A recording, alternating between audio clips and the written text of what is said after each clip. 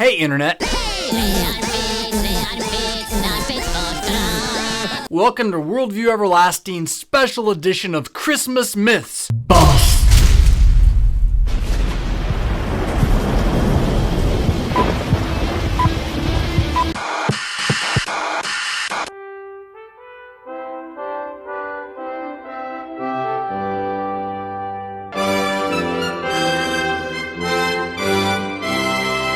Alright, Internet, Merry Christmas! Merry Christmas, Mr. Potter! Ho, ho, ho, ho, ho.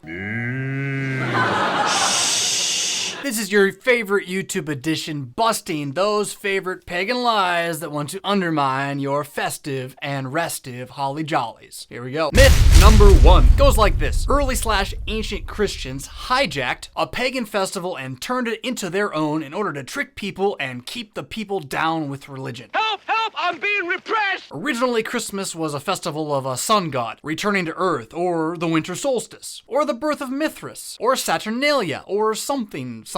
Quetzalcoatl, Aztec god of the wind. Any other pagan celebration that we can think of that has even the remotest of remote similarities to the biblical account of Jesus. Alright, well, let's start with the logical fallacy of the false cause. We're not talking religion, we're just talking how to think without being a moron. Excuse me, I don't mean this in a mean way, but that's what logic is. Logic makes sense, illogic does not. The definition of fool. So here's how you can be a fool. Presume that a real or perceived similarity between two things means that one is the cause of the other. Apples and oranges are both round, therefore oranges are actually apples that have changed. This is the confusing of correlation, things that do happen together and in sequence, with causation, something that causes something else. Correlation can in fact be coincidental, that is, an accident, happenstance, random even. Or could come from a common cause, not making either the cause of each other still. So, for example, I point to a fancy chart and I show you that over the past few centuries, temperatures have been rising, while at the same time the number of pirates roaming the 7 seas has been on a significant decrease. Ergo and thus, pirates are actually the cause of a cool world. That's kind of insulting to ninjas if you think about it. Can you please leave us alone? And global warming is therefore a total hoax because we have no pirates. We just need to get the pirates back. That's the argument that you make when you say similarities between Christmas and paganism make Christmas from paganism. Now, of course, the historical timeline doesn't match this either. First, from reading the early church fathers, it is an incontrovertible fact that December the 25th was one of the dates established for Jesus' birth by the end of the 2nd century, which is decades, if not centuries earlier than the earliest evidence for any other pagan holiday supposedly connected to Christmas. And oh, by the way, there are absolutely no, I repeat, no ancient sources that demonstrate Sol Invictus, Saturnalia, or Mithraism was celebrated on December the 25th. When people say that, they're lying. Liar! They may not know it, they may be ignorant, they're lying. Liar! Even winter solstice was out on December 21st or 22nd on the Gregorian calendar. It is only the Julian calendar that has it on the 25th. So I mean, like, what you gonna do? What you gonna do when the myth busting comes for you? You know, good luck, man. Myth number 2. Here's what they say. Even though it's clearly impossible that anyone could be born from a virgin, it was a common occurrence in ancient hero-building mythology. So Zoroaster, Mithras, Perseus, Horus, and Krishna were all alleged to have been born of a virgin. It was taken as a sign of purity and a demonstration of their godlike divinity. So Jesus is just one more of these false ideas. Alright, first, see false cause logical fallacy under Exhibit A above. And so yet again, are you really gonna believe that one small detail in similarity between the history and life of Jesus and other pagan deities means that therefore Jesus was stolen from them? On top of this, the fact that all of those other virgin accounts are sketchy at best, as in maybe don't even exist as accounts. The primary source for these details of ancient history is this guy. All of these claims and many others indicating that early Christians yoinked the mythology of Horus and stuck it on top of Jesus were all completely made up by Gerald Massey, a 19th century cuckoo banana bird self-taught Egyptologist who never provided the slightest shred of evidence for any of these claims and who was laughed out of the room by every serious Egyptologist on the planet. Thank you, Hans. Thank you very much. So even if there are historical myths about people being born from virgins, which there don't really actually seem to be, this in no way means that Jesus wasn't born from a virgin or that the idea that he was is stolen from them. It's just not a logical move to make. Myth Number 3. The original Father Christmas wasn't even Christian.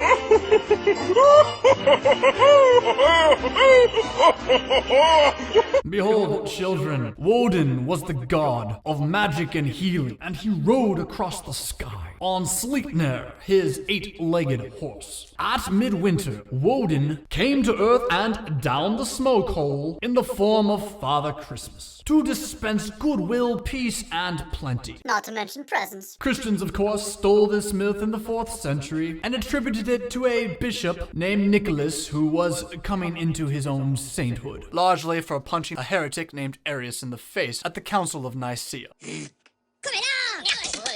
Of course, later Americans and Coca-Cola, TM, no copyright infringement intended, corrupted his name, Saint Nicholas, and turned it into Santa Claus. Now, of course, the earliest recorded, as in written down Norse myths, come from about the 13th century AD, some 1,000 years plus after the life of Jesus was written down, and well after Christmas was established as a date, and even well after Saint Nick's Day was established, and even more half a century well after Saint Nick was associated with gift-giving in the 7th century. So I hope you're noticing a pattern here. But hey, this is kind of fun. At least we moved on from trying to discredit Jesus, which is really hard to do, to trying to discredit Christian tradition of sainthood, which at least has a few more holes in it, historically speaking. But here's the thing, Saint Nick and Santa Claus, really not essential to Christmas. He's anti-Christmas. I know, that's like heresy, right? Like you don't have to believe in Santa Claus to be a Christian. You're making random noises with your mouth and then hoping that some of them are words. Crazy that. I know. What am I talking about? Be quiet, Pastor Fisk. Did I just ruin, 7-year-olds' lives? I'm sorry, guys. Mom, Dad, I'm sorry. They're old enough now, though, Myth number 4. A Christmas tree is actually an Asherah pole, because Jeremiah 10 says to not cut down trees, nor to decorate them. I love our holiday traditions, like the Christmas tree, where we go out and we chop down a tree and we put it in our living room. Kind of sounds like the behavior of a drunk man, really. Now, interestingly enough, this myth comes not from skeptics, but from actual Christians who have forgotten how to read texts, particularly the text of the Bible, but if you read any text like this, you'd run into trouble, and so are getting legalistic in places where the Bible hasn't actually said to be legalistic at all, right? I mean, we should be legalistic about do not murder, but about decorating trees, you're going out on a limb.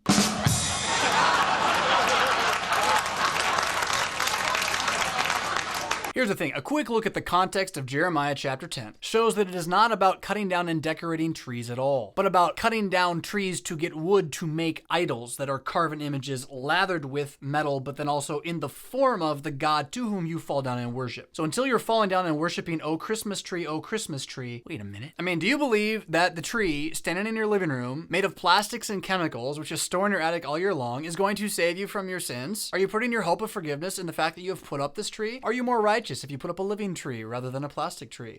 A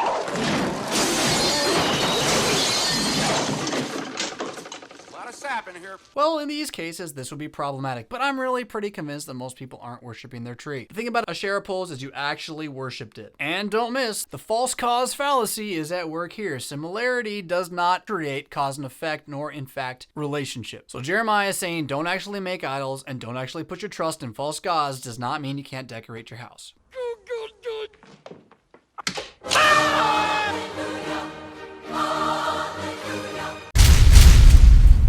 Santa is an anagram of Satan, and therefore Santa equals Satan.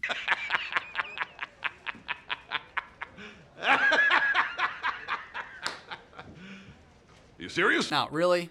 But there are well-intended, well-meaning people out there who actually have believed this silly fear and then use it as part of their kind of crusade to find everything possibly wrong with Christmas and even go so far as to say that Christians can't celebrate Christmas without becoming pagan, which is really nuts. Of course, we've got a false cause fallacy, but there's also the linguistic problem here. This is just not how language actually works, right? The Bible doesn't work with anagrams. Could it be Satan? It does sometimes give you numbers that stand for the names of men like Nero Caesar, but even then, it's more likely to be, in fact, Nero Caesar than the Monster Power Drink. You may have seen this video floating around YouTube about the Monster Power Drink and how the number 666 appears on it, because, Hebrew numbers are actually Hebrew numerals, the way Roman numbers are letters and stuff like that, right? Make sense? Look at your M closely. There's a gap right here in the letter M. It's never connected. So you go into Hebrew. The letter Vav is also the number 6. Short top, long tail. short top, long tail. You could have here in Hebrew 666 on the can. But here's the thing, the 666 is not the actual number in Revelation. It's 666, which would be written totally different in Hebrew, which shows just how a little bit of correct information in the wrong hands can be detrimental to a person's mind. You cannot deny that that is a cross. And what is witchcraft? When the cross goes upside down.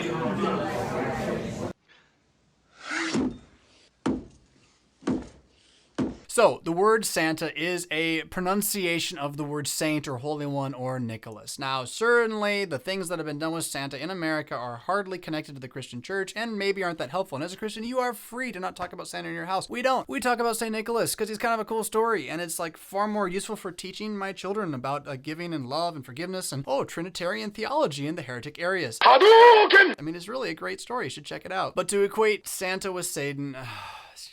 you're reaching people. Now, while we're on this, there's a bunch of other myths about the actual first Christmas, which most of us accept without really realizing we're doing it. For example, the idea that Christ, when he was born in Bethlehem, was born in a barn, or a cave in the side of the hill, or that all hotels were full and the innkeeper was a mean old man who turned him away, or that people would really let a pregnant woman wander the cold night streets and shut their doors against them. And we don't have time to answer all of those questions, but I really gotta recommend for you this episode of Issues Etc. with Dr. Kenneth Bailey on the first Christmas and the myths we've brought into it from our misreading of the actual text, which paint a very different, not necessarily better, it's not like it's wrong to have your creche, but an actual picture of what was going on in Bethlehem according to that century's culture in that day. Pretty sweet stuff. It'll build your faith. Promise. Check it out. It's in the links below along with sources for those things that we've claimed today. And if the whole false cause fallacy, like you need more on that, there's a link there for reading up on that and etc. If you've gotten nothing else out of this video, at least you'll be linked to Pastor Abronson's articles, which have a massive amount of research in them supporting what I've said. And he says it better than I can. It really doesn't matter what or which Christian tradition is under discussion. Any superficial similarity with pagan practice will be used by the skeptic as conclusive evidence and proof that Christians stole this practice and therefore Christianity in total is a hollow shell of religion. It's just not reasonable. It's just not evidence. It's just not honest. And that's the issue with most of these Christian myths. Hopefully you've enjoyed us busting them, although I'm kind of disappointed at the end myself. Like I would have thought it would have been easier than just assumptions. Big assumptions with no actual textual evidence except for a whack job kook who made up stuff in the 18th century that we quote. So anyway, go to church. Listen to the gospel of Jesus being incarnated for you that he might take on your sins on the cross and atone for your wickedness, your lack of faith, imparting to you and imputing to you that faith through his word and sacrament. Take the mass, receive the supper this Christmas, and know that your sins are forgiven for Jesus' sake. He was a real man born of a virgin. Not on December the 25th probably, but this demonstrates his being the fulfillment of all prophecy. And don't let those humbug skeptics get you down. Until next time, rock on around the Christmas tree.